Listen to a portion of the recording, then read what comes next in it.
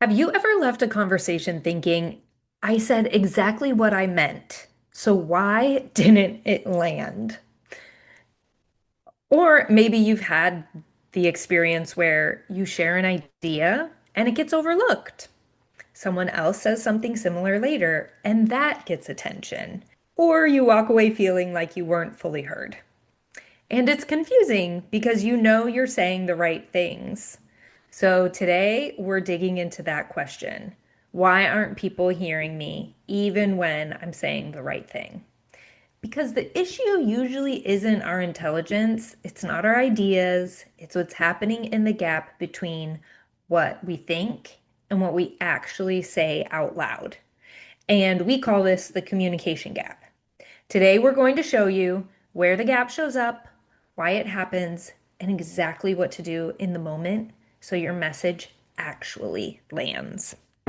Welcome to Communication Skills for Working Women. I'm Elizabeth. And I'm Rose May. Do you find yourself second guessing or avoiding conversations because you're worried about being misunderstood? You're not alone. On this show, we're sharing tangible tools for assertiveness, emotional resilience, and real life communication wins and fails. Let's sharpen our communication together.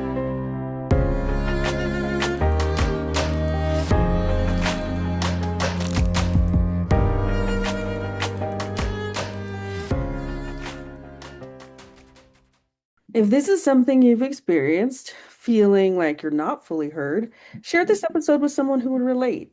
And if you haven't, leave a review. That helps more women find this podcast and build these skills.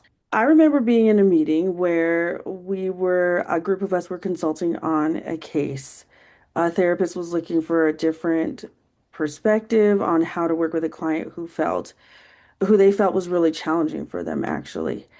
And in these kinds of meetings, we each bring our ideas or make suggestions or try to look at what's going on from a different perspective so that the therapist has an idea of where they could go next, or maybe what's going on internally that's contributing to whatever they're experiencing. And so it's a very collaborative type of meeting. And I shared an idea or even just kind of my conceptualization of what was going on. And I think that I said it, well, I thought I said it clearly.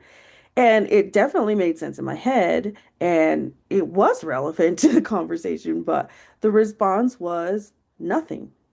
And the conversation just kept moving. And then a few minutes later, someone else, who was male, by the way, said something similar, and suddenly everyone leaned in. And I say he was male, by the way, because I've actually seen this happen several times. And I remember thinking, wait, that's exactly what I was trying to say. And for just a moment, it felt really frustrating to me. Like, why didn't they hear me? But then when I replayed what I actually said, like not in an overthinking way, but just observing, I noticed that what I said out loud wasn't as clear as what I meant internally. So I had softened it and I had added some extra context and I hadn't led with the point, which is something that we talk about in a couple of our episodes is leading with the point. So there was this gap in that communicating my idea. Insert me into this scenario, not clearly not as a therapist, but in other collaborative meetings where we're Mhm. problem solving, planning, figuring things out. Like this has truly happened. And I loved what you said about replaying it out of curiosity and noticing those spaces where you had softened it or added extra or things like that. Because when I was able to be curious instead of frustrated, I noticed those same things in my communication as well. So today we're going to close the gap because we don't actually need better ideas. We need clearer delivery under pressure. And we're going to walk through three ways this gap shows up and what to do instead. And I also want to mention like this can happen in lots of communications, not just at work. Oh, So think about it with our children, with our spouses or partners, with just people we're interacting with. Like this happens all the time. It's a skill that can be applied lots of places. All right, so we talk about leading with our point and instead of burying it. So this is when your main idea is somewhere in the middle or at the end of what you say. You start with context, explanation, and background. So, why do we do this? We do this because we're trying to make it acceptable before we say it. We're trying to kind of get people like to understand our point of view before we've even said our point of view. But here's what's happening. People stop tracking and our point gets lost. Remember, we're like in the scrolling generation, even though we say it's the kids, the adults are too. The time attention is minimal. So, this is what we need to say instead. Instead of saying, so I was thinking about this, and based on what we discussed, you just say, here's my recommendation. Instead of saying, building up to, you say, the key issue is. So when you lead clearly, people know what to listen for. This is where, so next is like we're diluting our language. So we're trying to soften things. And what happens is we're trying to add softening phrases like, I just think, or maybe, or I feel like. I say I feel like quite often, actually. And why? Because we're managing the perception, right? Especially, like I said, in a setting where there are many people or a group setting, you don't want to sound too strong.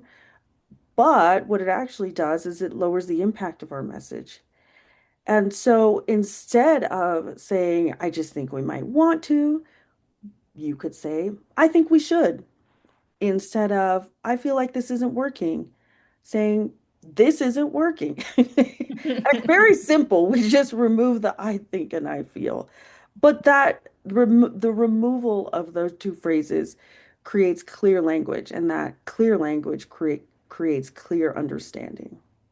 And when you remove the like, the I feel this isn't working, or I feel like this isn't working, and you just say this isn't working, it makes it not personal. Hmm. Because when you're like, I feel like Hmm. it's personal, but if you're just like, you know what, this isn't working. We need to change the time we meet, or we need to change, one aspect about something. So I agree that that clear language really does help us understand each other. Yep. So the third thing, we keep talking instead of just letting our point land. So after you say something important, just stop. We usually keep going though. We explain more, we add more, we want to clarify more. And why do we do this? We do this because silence feels uncomfortable and we want to make sure that it lands. And we just sometimes don't know how to just stop. But what actually happens is we're diluting our message as we keep talking. So, this is what we can say instead. That's my recommendation. That's what I'm seeing. That's the main point. Then pause. Let people respond. This is where being heard actually happens in the space after you speak.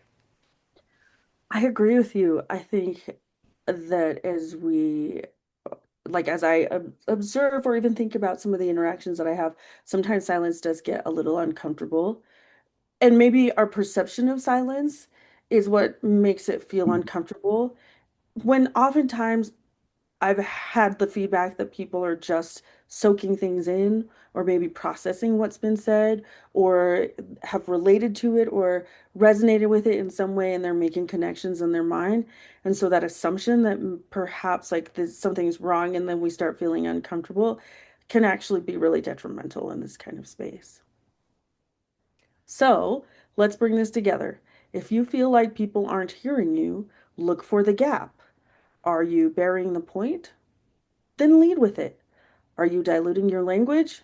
Say it cleanly and clearly. Are you over talking? Let it land.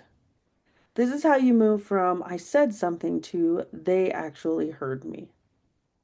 Sounds like that communication gap is getting closed when you do those things. Mm. So here's your experiment for today. In your next conversation, just one, say your point in one clear sentence. No building up, no softening, no continued explanation. Just, here's my recommendation, and then stop. This really is how that communication gap is closed. Thanks for listening, everyone. Remember, speak clearly and listen bravely. When you feel confident in your communication, everything changes. We'd love to hear your wins, failures, and insights on Instagram at Communication Skills for Women. Leave a review and connect with us. Until next time, speak clearly and listen bravely.